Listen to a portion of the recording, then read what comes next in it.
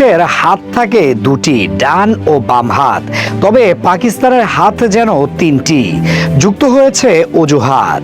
বাংলাদেশে আসার পর থেকে অভিযোগের শেষ নেই তাদের।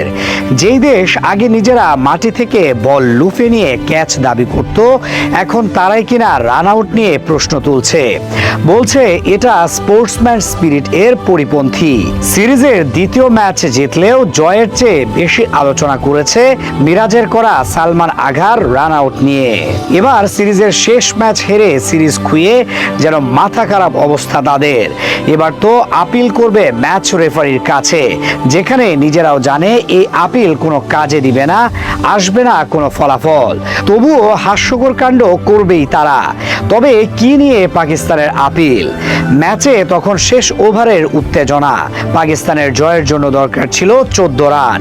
প্রথম 4 বল দারুণ করেন রিশাদ, ফলে শেষ 2 বলে সমীকরণ দাঁড়ায় 12 রান। তবে স্পিনারকে বারবার জোরে ব্যাট চালাচ্ছিলেন শাহিন আফ্রিদি, তাই এক মুহূর্তে ম্যাচ ঘুরে যেতে পারে এমন শঙ্কা ছিল সবার মনে।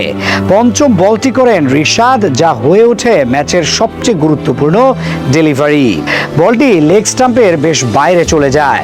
ছক্কা মারতে গিয়ে পুরোপুরি মিস করেন শাহিন আফ্রিদি, আর বল গিয়ে জমা পড়ে উইকেট কিপার লিটন দাসের গ্লাভসে। কিন্তু অনফিল্ড আম্পায়ার কুমার ধর্মসেনা সেটিকে ওয়াইড ঘোষণা করেন। আর তখনই শুরু হয় নতুন নাটকীয়তা, কারণ কিছু সময় পর বাংলাদেশকে দেখা যায় লেগ বিফোরের জন্য রিভিউ নিতে। লঙ্কান আম্পায়ারও বাংলাদেশকে রিভিউ নেওয়ার অনুমতি দেন। তবে এই ঘটনা নিয়ে আপত্তি তোলে পাকিস্তান দল। তারা ম্যাচ রেফারি নিয়ামুর রশিদের কাছে আনুষ্ঠানিক অভিযোগও দায়ের করেছে। ইএসপিএন ক্রিকইনফোর তথ্য অনুযায়ী বড় পর্দায় ওই ডেলিভারি রিপ্লে দেখার পরই বাংলাদেশ রিভিউ নেয়। আর এই বিষয়টিকেই নিয়ম বহির্ভূত দাবি করে আপত্তি জানিয়েছে পাকিস্তান ম্যানেজমেন্ট।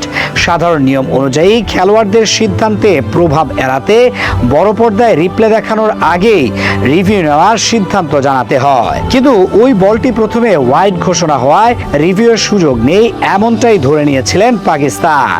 তাই তাদের দাবি এই ক্ষেত্রে প্রচলিত নিয়ম ঠিকভাবে মানা হয়নি। পাকিস্তানের অভিযোগ, স্টেডিয়ামের বড় পর্দায় রিপ্লে দেখানো হয়েছিল, যেখানে বলটি ব্যাটের খুব কাছ দিয়ে যাওয়ার দৃশ্য স্পষ্ট ছিল। এতে বাংলাদেশ সহজেই বুঝতে পারে বলটি ব্যাটে লেগেছিল কিনা, আর সেই ধারণা পাওয়ার পরই তারা রিভিউ নেওয়ার সিদ্ধান্ত নেয়। এদিকে রিভিউ নেওয়ার জন্য 15 সেকেন্ড থাকলেও তাদের ধারণা সেই সময় পার হয়ে যায়। তবে সময় না দেখানোয় সেটা আর বোঝা যায়নি। সব মিলিয়ে তাই ম্যাচ রেফারির কাছে আপিল করেছে পাকিস্তান, যদিও এতে ফলাফল হবে না কোনো পরিবর্তন।